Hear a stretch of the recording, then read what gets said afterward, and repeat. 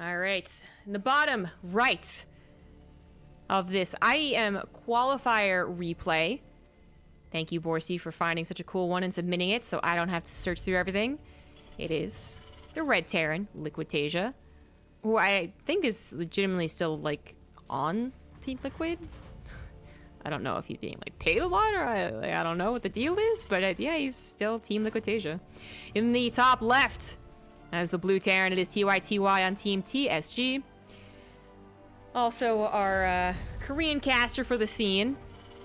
Everyone was like, does this mean that he won't be playing as much? Will his skill fall off? What does this mean? Well, so far, he's proving any doubters wrong. He's still kicking absolute butt, qualifying for Katowice.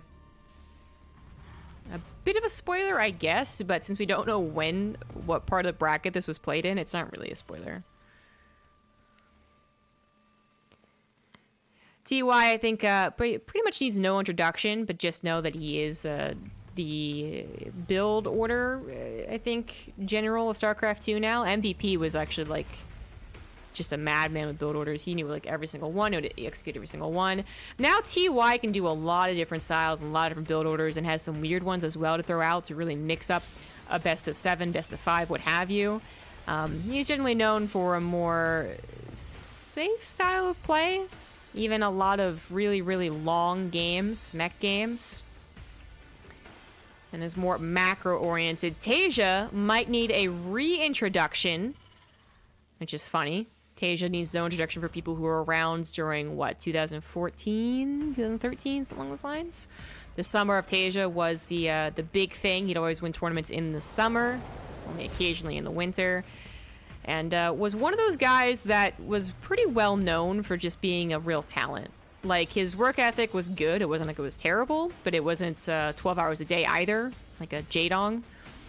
And he was just really talented and really good. And his macro was pretty superb with his micro combined. He was a bomber who could actually do build orders and micro. Not to throw shit at Bomber, because I loved Bomber, but that's what's kind of happening right now with Bomber, whereas Taeja is adapting very well to Legacy of the Void. Although this does not adapt well for him. Yeah. Oh, shit, his Reaper actually lives. That's so important. Ooh, that went from the worst possible start to an okay start roll. Jeez. But yeah, Taeja doing pretty okay coming back into Legacy of the Void. He has been back for, I mean, like, what, almost 2 years now? Year and a half? And he's not won anything, which might be a disappointment to some, but he's actually tackling a lot of the best StarCraft 2 players, Korean players specifically, and doing pretty well against them, like TY. Now, TY opened up with a 2 racks there, so this can lead into a faster, like, 2-1-1, basically. So you're going to have faster stim, you're going to have more map control, but you are going to have slower tech. You're not going to have tech, basically, is what it is. You're not going to have Ravens, you're not going to have as many tanks.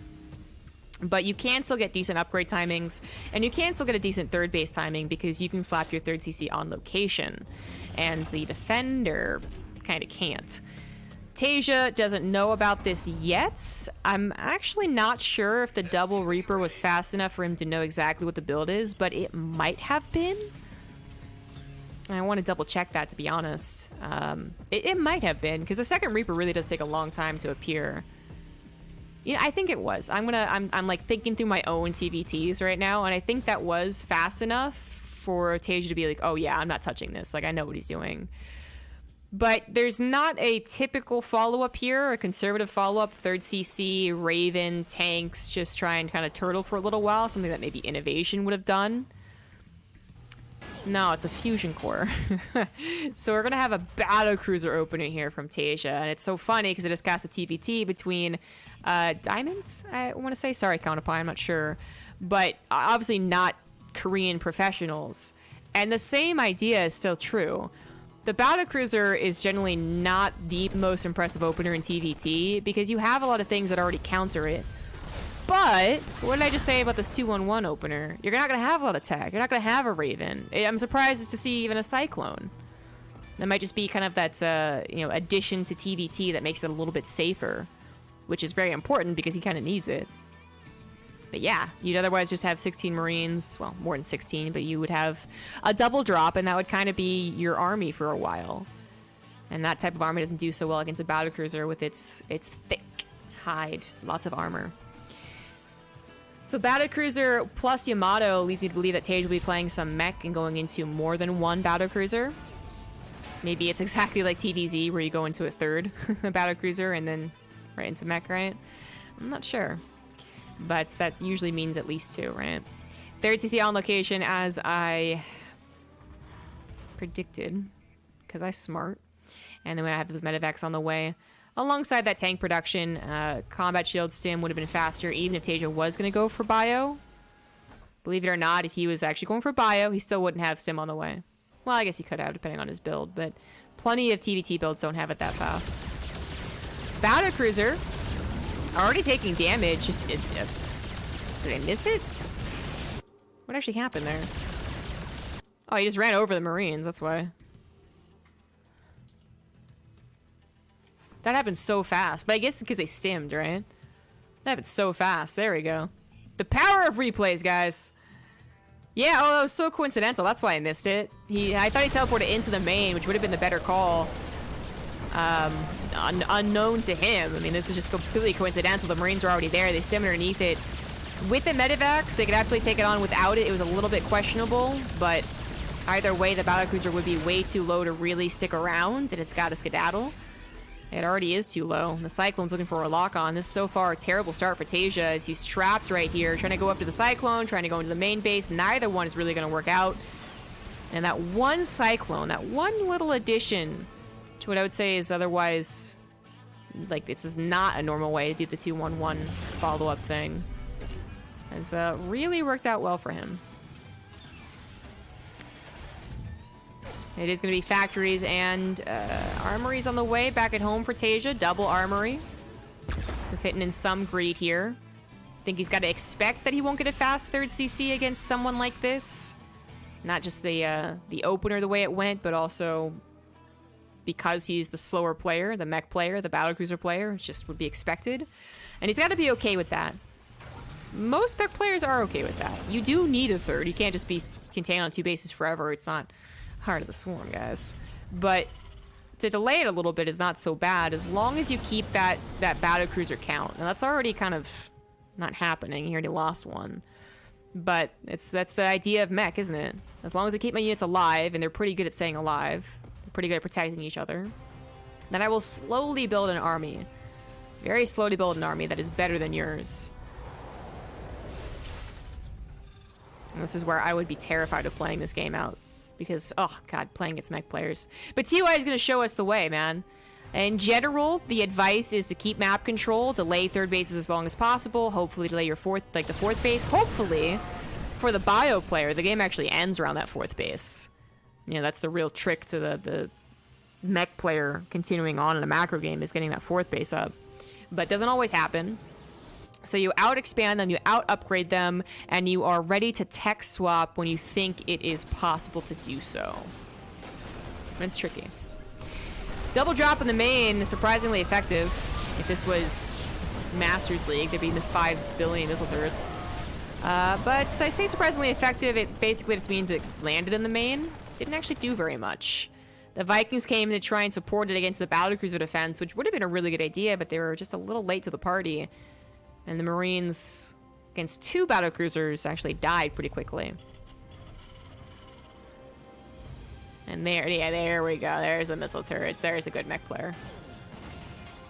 I suppose if you are a mech player, you dirty, filthy TVT mech players, then you can also just watch Taeja and see how he does the art of the macro.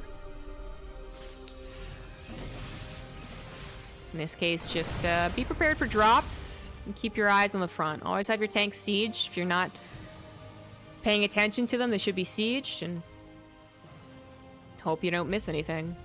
You know, theoretically, if TUI had saved those 16 Marines, you could do a drop on top of the tanks and come in from the left side with this army, but there's things you can do to deter that. Battlecruisers themselves already kind of deter that. What if they're there? What if they Yamato down your medevacs? What if it's just simply not enough units? Because TUI isn't actually going all in on units, really. 4th base is very quick. 5th base is pretty quick. Getting his double upgrades finally, and I would not be shocked to see a second armory fairly quickly. since he already has 3 starports. Okay, wow, didn't notice that, but yeah, that's what happened here. Going for double Ravens, actually. Interesting. Ravens are a little hard to control, and they don't get interference matrices as often, or as fast, but they are absolutely a way to shut down battle cruisers and mech in general. Not only do interference matrices work really well against these low supply but very powerful units, the auto turrets aren't so bad either. Anti-armor missile, not so bad either if it comes down to a Viking war. The Vikings certainly are winning the air war against the battlecruisers. Taeja not even trying to win that war. He's going to keep the battlecruisers probably safe at home where they can defend behind missile turrets and then focus more on that ground army. So his 4th base is actually probably going to get up here. Tanks are going to re-siege. It's not a lot of bio, and the Vikings are once again, a little late to the party. Guys, please, stop being so cool. Stop being so fashionably late. If they're here from the get-go, they grab these 3 battlecruisers because they can't teleport away, and they just slowly, you know, space catwalk away. But another missed opportunity. Also doesn't get as much of a delay as you would ever. You would want so much more delay than this on the 4th base. This was actually really easy for Taeja to take. And that's just as simple as trying to be as active as possible, but not being at that one place at the right time. You can be flipping TUI and still miss that one opportunity there. Because there certainly was one. Now there isn't. But he's got bigger plans. It's not, you know, if this was him just 8, 10, 15 raxing it with double upgrades, then he's probably already screwed. I'd be calling it game over. But he's got bigger plans here. He's going into Ravens, going to 2 more starports. There's the 2nd armory that I was talking about, a fusion core as well. So possibly we might see that battlecruiser versus battlecruiser shenanigans, although Taeja temporarily going to halt that and go for Thors instead. I'm thinking we're talking about that air versus Thor dynamic, and even vice versa. We can flip-flop very quickly when you have 5 bases, 6 bases, 7 bases TDT, where there really haven't been a lot of engagements. They're both going to max out, and they're both going to have a bank to decide what to do, whatever that it might be. Thors or battlecruisers or what have you. Cool little drop there. Tries to grab a couple of tanks, but is mostly fruitless. It really is more about replacing the supply he lost effectively. You don't ever want to just like give away everything and then, you know, say please kill me now to the mech player, because they might go ahead and unsiege and try and kill you, but you do want to get rid of that supply and replace it with better units. Planetary does an okay job against those Hellions. Unfortunately, Blue Flame beat Blue Flame, and you can only protect your worker lines so much against it. 2-2 on the way for... No, that's actually just +2. For 2nd armory. Oh, 2-1 on the way. 2-2 is done for the bio. Taeja has not scanned the main of TY in a while. He might be guessing what is transitioning just because it's TY, first of all. TY is kind of a player that does this. In fact, TY is a player that does this. He does what Taeja does all the time, but if he does play bio, then quick transition to the air is totally expected. And he doesn't have a lot of commitment to the bio on the ground. You know, this is obviously not a maxed out army on the ground. It's not maxed out because there's 92 workers, but it's also not maxed out because he's going into battlecruisers. Good God, TY. 92 workers. All right. Another TY thing. So he, yeah, that might be enough to be like, all right, like I need to worry about the battlecruisers, I need to worry about the Ravens, and that's why the Thors are here. Thors aren't so bad against the bio either, in case it were actually just like hiding 70 supply of bio somewhere. And the scans reveal what is ahead of him. Just sees Vikings and Ravens right now. Not too much bio left over, and is probably thinking he'll do fine, even if he's interference matrix. But uh-oh, the battlecruisers actually, I think the scan barely miss it. There's the scan now. You don't want to engage the battlecruisers to the Thors just head on like that, because the Thors will win. But you get a couple interference matrix, and that is a bit different. Battlecruisers actually roamed over to the top side, so they have a teleport to escape should they have to. Interference matrices are going to try and go down, but the teleport is too good. You can basically always dodge those matrices if you just know it's on the way, right? Scan ahead. Battlecruiser goes down 1, and then 2, and then that's about it. The interference matrices are good. All the Thors taken out of the equation. All the tanks as well, actually. That's what happens when you have, I think at the time, maybe 5 or 6 Ravens, not on a 4. Is that a mistake? Is he getting the medevac boost for real? Really? Seriously? Okay. Thor is still going to go down here as they're on the retreat, getting tagged by most of the bio. They're not slowed by the Marauders slow. They're just chunky and slow. But Taeja will hold on because he still has so much supply back at home. His battlecruisers lived. His production is pretty good, even for a mech player. And he had a couple of units, you know, protecting these bases. But now it's going to be a little bit more, a lot more, about the main engagements. The whole phase of I could be dropped and lose a base is over now. Can't believe Medevac Boost was upgraded. The Medevac Boost, for what it does, the actual idea of buffing the Medevac Boost is actually very effective. I've forgotten how exactly to explain this eloquently, but it like reduces the... It increases the duration, which also means that the cooldown is less... Oh, it's something like that. Shit, I can't remember. Because it's never used! I had it in my mind once, and I never had to ever talk about it again.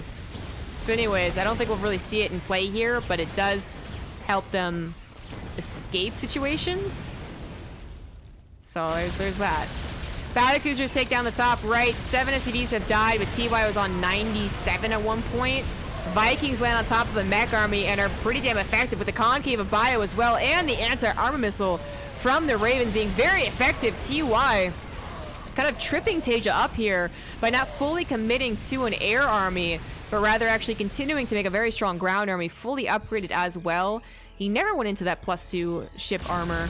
He really identified that he had an opportunity to go back into bio, and it was correct, but it's not game-ending correct. The game is absolutely still going on, but TY has gotten more bases up, and he has extra command centers, where Taeja is a little less so on top of those things. Just one extra orbital here. Grabbing... Oh, wow, that was a very bold base. Okay, that's not supposed to happen. Not gonna happen, and this base is being scouted by an SCV.